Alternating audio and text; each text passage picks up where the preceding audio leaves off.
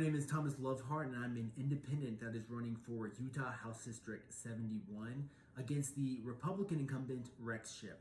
And Utah candidates filed their financial disclosures yesterday, so I decided to spend a little bit of time digging into that.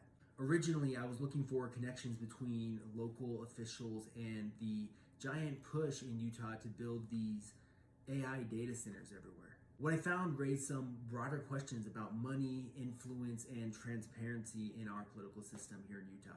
State level offices like Rex Shipp and I are required to submit electronic financial disclosures at disclosures.utah.gov, but local level transparency requirements are a lot weaker here in Iron County. So unfortunately, it's surprisingly difficult to find comparable fundraising information for local level county officials. I'm talking about people like our county commissioners, Ken Robinson, Mike Bleak, Paul Cousins, now Kay Rand Bettridge, who's running for that seat, the county clerk, county treasurer, all of those guys. Most have provided little more than a conflict of interest form back in December of 2025, and really nothing since. They really haven't had to update the public on their fundraising for months. So if anyone watching this has any additional information on those candidates and their fundraising, I'm sure that all of us would love to hear about it.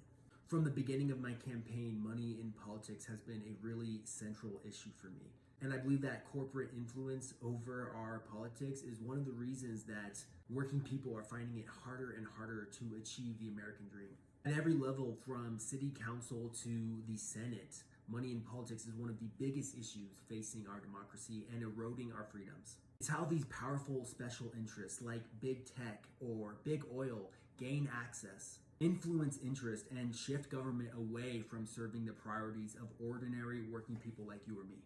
So whether we're talking about housing, healthcare, water politics, development, public lands, or economic growth, voters deserve to know who is funding the people that are making these decisions that shape our daily lives. That's why I'm calling on Ken Robinson, Mike Bleak, Kay Rand Bettridge, John Whitaker, and all of the other elected county officials to publicly release their updated campaign donor information. If they are asking for the public's trust, then we deserve to know who is helping to finance their campaigns. I also want to encourage everyone to take a look at my own publicly filed financial disclosures. So far, I'm proud to say that my campaign has been funded entirely by small individual donations. In fact, I'd like to take this opportunity to thank some of my biggest supporters. That's going to be Victoria, Mary, Patrick, Luke, and everyone else. Thank you so much. This campaign is really as grassroots as it gets, and I wouldn't stand a chance without support from all the wonderful people out here in Cedar City and Iron County. And I'm happy to provide those disclosures. I believe that transparency should apply to everyone in an elected position, everyone running for an elected position, including myself. When I reviewed Representative Rex Shipp's financial disclosures, one thing immediately stood out to me. Unlike many grassroots candidates who receive the majority of their support from small individual donations, the majority of Rex Shipp's donations, all of them in fact, come from political action committees, special interest groups, corporate interest, and national billionaire political donors. Among his largest local donors are the Utah Association of Realtors, Utah HOSPAC, Utah Rural Electric Political Action Committee, the Utah Farm Bureau Agricultural Political Action Committee, Western Metals Recycling, and wealthy political financiers like Howard Rich or Arthur Danchik. And we'll do an honorable mention for Trevor Lee's Political Action Committee. And if you don't know who Trevor Lee is, he is the lying fraudster embezzler currently serving in the Utah House of Representatives.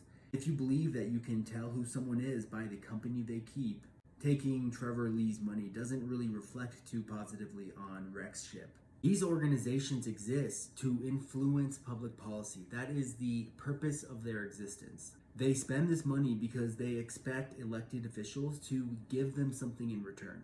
So voters are entitled, and they should, ask this simple question: when the interests of these organizations conflict with the interest of regular working people in this community, families, renters, homeowners, workers, and small businesses in southern Utah whose voice is really carrying more weight. The Utah Association of Realtors has a direct financial interest in housing policy, in land use, development, zoning, and property markets. They're the type of organization to lobby for zoning changes that allow high density development, or relaxed quality controls, or regulations that favor landlords over renters and tenants. Utah HOSPAC represents healthcare industry interests. They're the type of organization to lobby against my proposed policy platform, like more affordable healthcare access and cheaper prescriptions. Agricultural and utility political action committees are going to lobby for their respective industry interests. Like Rocky Mountain Power's essential monopoly on utilities out here that has raised bills for everyone and would oppose my platform for community-owned solar farms that would actually drive down the cost of those utility bills. And probably these gigantic multi-gigawatt natural gas power plants that are coming to Iron County to power these data centers. Two of Shipp's largest donors stand out not because they are local business owners or farmers or ranchers or residents of Iron County, but because they are billionaires with a long history of funding political causes far beyond Utah. The first is Arthur Danchik, an American billionaire businessman who sits on the board of directors for ByteDance, and that is the Chinese parent company of TikTok. So to me, this could be our data center connection. Danchik also founded the Claus Foundation, which has been active in supporting causes in Israel, giving more than $25 million to the Shalom Hartman Institute, a Jerusalem-based Jewish research and education institute, making the Claus Foundation one of its largest donors by far. And it also provided funding to the Israeli think tank, and forgive me if I'm pronouncing this wrong, the Kohelet Policy Forum, which was a driving force behind the 2023 Israeli judicial reform, which was a really controversial legislative package proposed by Bibi Netanyahu to curb the power of the Israeli Supreme Court, effectively stripping it of its power to invalidate government decisions and allowing the parliament to overrule court decisions with a simple majority. In other words, it collapsed the separation of powers in Israel and consolidated dictatorship-like control under Netanyahu. And in Israel, this triggered unprecedented social unrest, mass protests, divisions, and even military reservist walkouts. Shipp voted yes on Senate Bill 186 in 2021, which is Utah's anti-Israel boycott law. So a direct attack on our right to free speech and to boycott any business or government that we dislike, including our own. And he co-sponsored Senate Bill 97 in 2023, which massively expanded the scope of that original bill. Shipp's other billionaire donor is Howie Rich, a New York real estate investor and political activist who has spent decades and tens of millions of dollars funding libertarian causes across the country. And I use air quotes when I say libertarian because, like all billionaires who claim to be libertarian, they don't really care about expanding personal liberties and freedoms for everybody. All they really care about is free market capitalism and their entitlement to spend unlimited sums of money influencing elections and policy. Publicly, Howie Rich is best known for supporting legislation aimed at deregulation, school voucher programs, term limits, and property rights. And I have my own thoughts on school voucher programs. I know that a lot of Utah families depend on them for homeschooling. But for me, I see it as this roundabout way for the legislature to defund public education. And I do support term limits. You can read all about that on my website. But Rich's network of political influence is far larger and more shadowy than that. What makes Rich noteworthy isn't simply his proclaimed libertarian ideology. And I really do love real libertarians who do not compromise on personal freedom, especially in a state like Utah, whose legislature is so oppressive. What's noteworthy is the way that he has operated in politics. For years, he's been associated with this network of political action committees and nonprofits that have spent millions influencing state and local elections while shielding the source of their funding from public view through a mysterious and convoluted web of shell companies and super PACs. Not only have anonymous funding sources, but also hide their real agenda through these reasonable sounding names like Americans for lower taxes and a stronger economy, or citizens for limited government. And again, I want to stress that all of this is legal. That is how our corrupt and bought politicians have written the laws at the behest of their donors. But the result is the same. Ordinary voters are left wondering who is really behind the money that is shaping our politics and controlling the public discourse on these issues. Perhaps the most interesting thing I could find about Howard Rich is that he prefers spending his money on affecting the outcomes of ballot initiatives rather than candidates because, in his own words, policies can't change their minds after an election. And I strongly support ballot initiatives in Utah as a check and balance on a legislature that often refuses to enact the will of the people. But in Utah, we all know that we have a lot of drama with ballot initiatives, from redistricting to expanding the Affordable Care Act to legalizing cannabis, ranked choice voting, public lands, attacking unions. And most of it does revolve around a legislature that simply chooses to ignore the ballot initiatives that they don't like. But if it's the case that Howie prefers manipulating the outcome of ballot initiatives rather than directly supporting candidates, why invest in Rex Shipp? What made this race important enough to earn his support? So I'm not here saying that voters deserve transparency and accountability from their elected representatives and from people seeking to hold public office. And the issue isn't necessarily that Rex Shipp has accepted these donations, it's whether he's willing to explain how he balances the interests of the voters in his district with the interests of these powerful, wealthy special interests. None of this is illegal, and campaign donations alone do not prove how an elected representative is going to vote, but they do raise important questions about representation. Are elected officials like Rex Shipp accountable primarily to the people who live in his district or to the organizations and donors who finance his campaign? The public has a right to know not only who funds a particular candidate's campaign, but also what kind of influence those donors expect in return for their support. You already know where I stand. My entire platform is published in excruciating detail on my website, and I really want people to look at that because I worked really hard on it.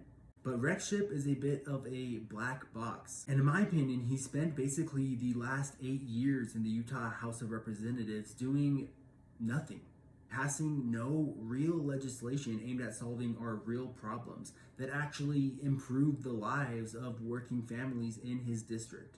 It's worth noting that Rex Shipp has no kind of published policy platform.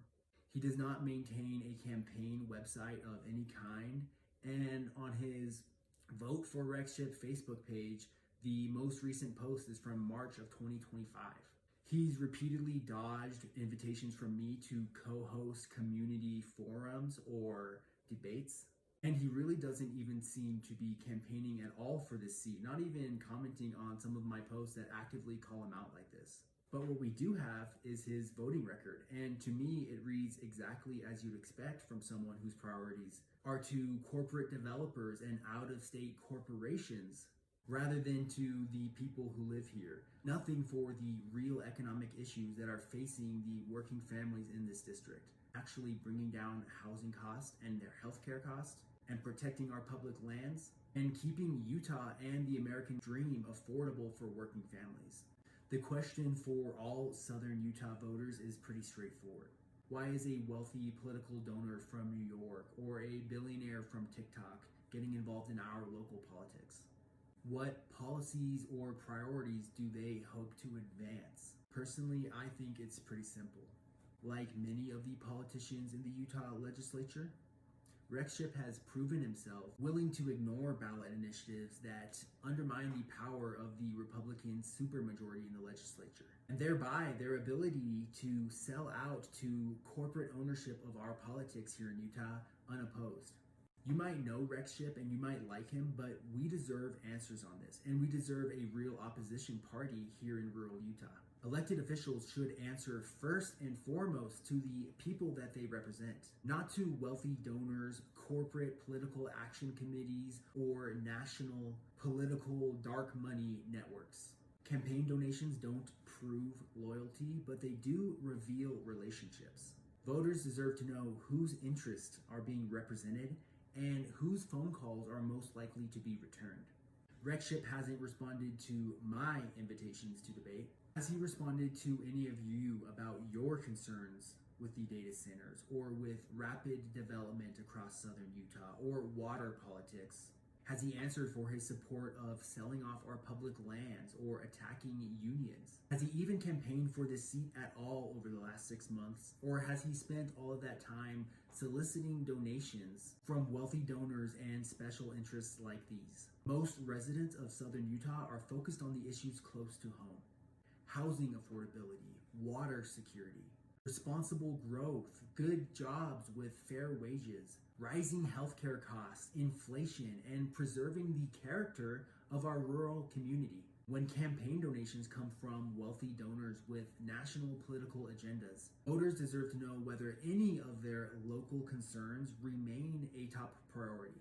At the end of the day, Rex Shipp has every right to accept contributions from legal donors, but voters also have every right to ask where his political support comes from, why, and whose interests are most likely to receive attention when difficult decisions arise. When national political financiers become donors to a local election like this, asking for transparency is not an attack on Rex Shipp, it's a responsibility.